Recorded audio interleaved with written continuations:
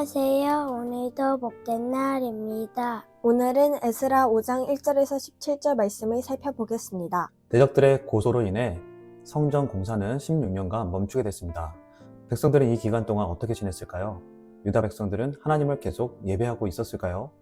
이들은 초막절 절기를 지키기 시작한 이후부터 정기적인 예배를 시작했습니다. 백성들은 성전 공사가 멈추자 초기에는 열정적으로 기도했을 것입니다. 그리고 하나님께서 성전을 건축하라고 보내셨기 때문에 곧 재개될 것이라고 굳게 믿었을 것입니다. 하지만 16년째입니다. 사랑하는 여러분, 우리가 유다 백성들과 같은 상황에 처했다면 우리는 어떻게 했을까요? 그래도 하나님이 결국에는 성전을 건축하게 하실 거야, 이렇게 낙관하며 끝까지 붙들었을까요? 쉽지 않았을 것입니다. 이들은 70년간 포로 생활했기 때문에 돌아온 백성들의 대부분은 바벨론이 고향이었습니다. 바벨론 아래에서 사는 것이 익숙했습니다. 유다 백성들이 익숙한 삶의 터전을 떠난 이유는 단순히 고향으로 돌아가는 것이 아닌 성전을 건축할 사명이 있었기 때문입니다. 하나님의 말씀을 따라 예루살렘으로 돌아왔습니다. 그런데 대적자들의 방해로 공사가 멈춘 것이죠. 하나님이 원망되며 오지 말걸, 이런 생각이 들지 않았을까요? 백성들은 여전히 하나님을 예배하는 자리에는 있었지만 하나님을 향한 불신과 원망 등으로 점점 영적으로 무기력해졌을 것입니다. 이제 이들의 예배는 사명감을 잃어버린 개인적인 안락과 편안한 삶의 터전만을 위한 예배였을 것입니다. 하나님은 백성들이 다시 하나님 앞에 서서 회복될 수 있도록 선지자들을 보내셨습니다. 1절 말씀입니다. 선지자들 곧 선지자 학개와 이또야 손자 스가랴가 이스라엘의 하나님의 이름으로 유다와 예루살렘에 거주하는 유다 사람들에게 예언하였더니, 하나님은 학개 선지자를 보내셔서 그들의 영적 열정과 사명감이 식은 것을 지적하십니다. 학개 말씀과 스가랴 말씀을 볼 텐데요. 먼저 학개 1장 4절입니다. 이 성전이 황폐하였거늘 너희가 이때 판벽한 집에 거주하는 것이 옳으냐. 판벽한 집은 신경 써서 지은 집을 말합니다. 자신들의 집을 꾸민 것이 잘못이 아니라 우선순위가 달라져서 성전 건축은 잊어버린 것을 지적한 것입니다.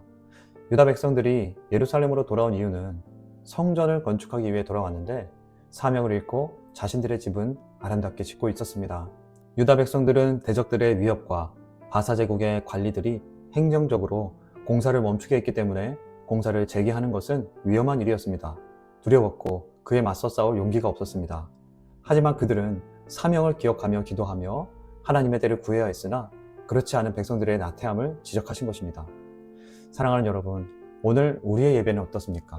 하나님에 대한 불신과 원망이 우리 가슴 깊은 곳에 뿌리내리고 있어서 예배의 자리에는 있지만 하나님을 믿지 못하고 영적인 무기력함으로 사명감을 잃지는 않았습니까? 그래서 오늘의 안락과 행복만을 간구하는 예배가 되고 있지는 않습니까? 하나님은 스가랴 선지자를 통해서도 말씀하셨습니다. 스가랴 1장 3절입니다. 너희는 내게로 돌아오라. 만군의 여호와의 말이니라. 그리하면 내가 너희에게로 돌아가리라.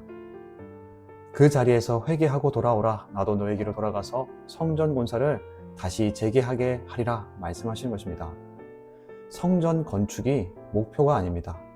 이들이 영적으로 온전히 서는 것이 더 중요한 것입니다. 성전이 건축되더라도 또 타락하면 이들의 조상들과 달라질 것이 없는 것이죠. 하나님은 이들에게 회개하고 돌아오라며 이들을 부르십니다. 그리고 또 말씀하십니다. 스가랴 4장 6절과 학개 1장 8절 말씀을 이어서 보겠습니다. 이는 힘으로 되지 아니하며 능력으로 되지 아니하고 오직 나의 영으로 되느니라. 너희는 산에 올라가서 나무를 가져다가 성전을 건축하라. 그리하면 내가 그곳으로 말미암아 기뻐하고 또 영광을 얻으리라. 여호와가 말하였느니라. 성전 공사는 하나님이 하시는 것이라 말씀하십니다. 대적들의 위협과 바사 제국의 행정적인 조치가 있지만 하나님의 영으로 되느니라. 하나님이 지으실 것을 말씀하신 것입니다. 하나님은 백성들이 다시 건축하실 수 있도록 일으키셨습니다. 하나님은 즉시 공사를 재개할 것을 명령하셨습니다. 하나님은 영적으로 사명감을 잃은 백성들에게 너희가 무엇을 해야 하는 자들이냐 말씀하시며 정신을 차리게 하셨습니다. 이렇게 하나님의 말씀이 선포되자 리더들이 즉시 순종하여 공사가 재개되었습니다. 본문 말씀 2절입니다. 이에 스알디엘의 아들 수룹바벨과 요사닥의 아들 예수아가 일어나 예루살렘에 있던 하나님의 성전을 다시 건축하기 시작하며 하나님의 선지자들이 함께 있어 그들을 돕더니 어찌 보면 이는 영적인 문제였을지도 모릅니다. 16년 동안 성전 공사를 멈추게 한 것은 외부 대적들의 고소장이나 위협이 아니었습니다. 진정한 장애물은 백성들의 마음속에 자리 잡은 영적인 불신앙으로 인한 나태함이었습니다. 대적들은 뇌물과 방해로 환경을 조성했을 뿐 그 환경에 굴복하여 사명을 잊고 자기 집을 꾸미는 것을 선택한 것은 바로 백성들 자신이었습니다. 그러나 놀랍게도 바사왕의 조서나 군대의 보호 없이 하나님의 말씀이 선포되고 그 말씀에 리더들이 순종하여 다시 건축하기 시작하며 16년간 얼어붙었던 공사가 즉시 재개되었습니다. 이것이 바로 영적인 문제의 해결 방식입니다. 외부 환경이 바뀌지 않아도 영적인 회복에서 일이 재개되는 것입니다. 멈췄던 공사가 16년 만에 재개되자 대적들이 찾아옵니다. 본문 3절과 4절 말씀입니다. 그때 유브라데강 건너편 총독 다뜨네와 스달 보스네와 그들의 동관들이 다 나와 그들에게 이르되 누가 너희에게 명령하여 이 성전을 건축하고 이 성곽을 마치게 하였느냐 하기로 우리가 이 건축하는 자 이름을 아뢰었으나 바사 제국에게 위임받아 유다와 사마리아 지역을 다스리는 다뜨네가 그의 동료들과 함께 와서 묻습니다. 법적인 승인을 받고 공사를 시작했느냐? 누구의 이름으로 하고 있는 것이냐? 합법적인 절차를 받고 하는 것인지를 묻는 것입니다. 하지만 하나님께서 백성들의 원로들을 담대하게 하셨습니다. 5절 말씀입니다. 하나님이 유다 장로들을 돌보셨으므로 그들이 능히 공사를 막지 못하고 이 일을 다리오에게 아뢰고 그 답장이 오기를 기다렸더라. 이전엔 두려웠습니다. 대적들의 위협도 두렵고 법적인 고소도 근심됐습니다. 하나님은 백성들의 대표들인 그들의 마음에 담대함을 주셨습니다. 원로들을 중심으로 백성들이 담대해지도록 하셨습니다. 그러자 대적들은 다리오 왕에게 고발합니다. 그 내용이 6절에서 17절까지의 말씀입니다. 고발장의 내용은 이렇습니다. 유다 백성들이 포로로 끌려간 이후에 고레스 왕이 성전을 건축하라고 보냈다고 말한다. 이 말이 사실인지 확인해달라. 이렇게 고발장의 내용을 적은 것이죠. 그 끝에 17절 말씀입니다.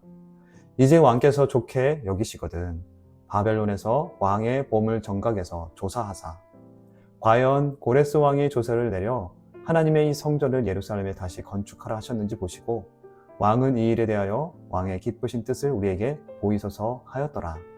대적들은 하나님이 고레스 왕을 통해 성전 건축하도록 보내신 것을 몰랐습니다. 대적들은 유다 백성들이 하는 말이 믿어지지 않아 그 내용으로 고발했지만 오히려 공사가 재개됩니다. 뇌물을 주며 악한 방법으로 공사를 멈추게 했을 때는 고발장이 왕에게까지 가지 않았습니다. 하지만 대적들이 오히려 공사가 재개되도록 도왔습니다. 다리오 왕에게 고레스 왕의 문서를 확인하게 한 것입니다. 아무리 악한 자들이 지혜롭다 할지라도 하나님의 지혜가 더 큽니다. 하나님은 이렇게 다시 성전 공사를 재개하게 하십니다. 말씀을 정리합니다. 16년간 유다 백성들은 성전 공사가 멈추자 영적으로 나태해졌고 사명을 잃었습니다. 하나님은 그들에게 학개와 스가랴 선지자를 보내셔서 영적인 회복을 해주셨고 다시 성전 건축할 용기도 주셨습니다. 이제 하나님께서 대적들의 지혜를 활용하셔서 성전 공사를 재개하게 하십니다.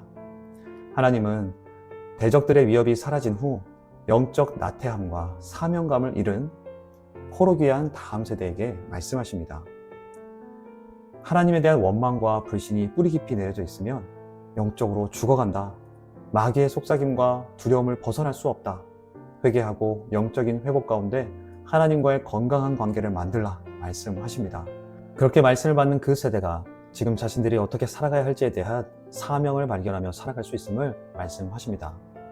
하나님은 오늘 우리에게 말씀하십니다. 본문 말씀을 보면 참 인간적인 생각으로는 하나님이 짓궂어 보인다고 할 수 있을 것 같습니다. 내가 간다고 한 것도 아니고 하나님이 성전 건축하라는 사명감을 주셔서 예루살렘으로 왔습니다. 그런데 대적들이 나타나서 방해하고 하나님을 해결해 주지 않습니다. 백성들이 하나님을 예배하며 기도하는데 해결해 주지 않다가 하나님의 때가 되니 성전 공사를 재개하시는 하나님이 불편하게 느껴지거나 이해가 안 돼서 멀리 느껴지기도 할 것 같습니다. 하지만 하나님은 말씀하십니다. 하나님을 내 뜻대로 움직이는 분이 아니라는 것을 말씀하십니다. 기독교는 하나님의 뜻을 내 뜻대로 움직이는 종교가 아닙니다. 하나님의 말씀을 따라가는 자들입니다. 지금 허락하신 내 삶의 모습들, 고난, 불편, 어려움은 내 관점과 내 시선으로 이해할 수 없는 것들이 참 많습니다. 그리고 하나님께 기도했는데 즉각 해결 안 해주시는 일도 있고, 오랫동안 기도했는데 아직도 안 들어주시는 기도 제목도 있습니다. 그 결과로 하나님의 존재 여부를 내가 결정하는 것이 아닙니다. 계속 하나님과의 관계를 그런 방식으로 쌓다 보면 뿌리 깊은 곳에 하나님에 대한 불평과 원망, 불신이 깊이 자리하게 되어 하나님을 온전히 신뢰하지 못하는 원인이 됩니다. 사랑하는 여러분, 하나님은 우리의 문제를 해결하기 위해 존재하는 분이 아닙니다. 우상이 아닙니다. 하나님은 우리의 경배의 대상입니다. 우리 현실의 상황이 좋거나 나쁘거나를 중심으로 하나님의 존재와 하나님의 능력을 판단하는 기준이 되지 않기를 축복합니다. 하나님과의 바른 관계가 먼저입니다. 회개하고 돌아서서 하나님이 주시는 은혜로 충만하길 축복합니다. 그래서 사도 바울은 에베소서 1장 17절에 에베소 교회 성도들이 성숙하게 자라기를 기도했습니다. 우리 주 예수 그리스도의 하나님, 영광의 아버지께서 지혜와 계시의 영을 너희에게 주사 하나님을 알게 하시고. 바울은 에베소 성도들이 하나님을 알기를 원했습니다. 우리가 하나님을 알길 원합니다. 삶에서 하나님을 경험해서 하나님이 어떤 분인지를 아는 것입니다. 그렇게 알아 내 삶의 현실에 따라 하나님을 판단하면서 좋을 때는 감사하고 나쁠 때는 원망이 나오지 않길 축복합니다. 하나님이 어떤 분인지 풍성히 경험해서 하나님 그 자체로 경배하고 감사와 기쁨이 우리에게 충만하길 축복합니다. 말씀을 기억하며 기도하겠습니다. 혹시 우리 마음속에 하나님과의 관계를 어렵게 만든 하나님을 향한 원망과 불신이 뿌리 깊이 있습니까? 하나님께 말하기를 원합니다. 하나님을 잘 알길 원합니다. 오늘 내 상황이 하나님을 판단하지 않게 하옵소서. 우리 기도하며 나아가겠습니다.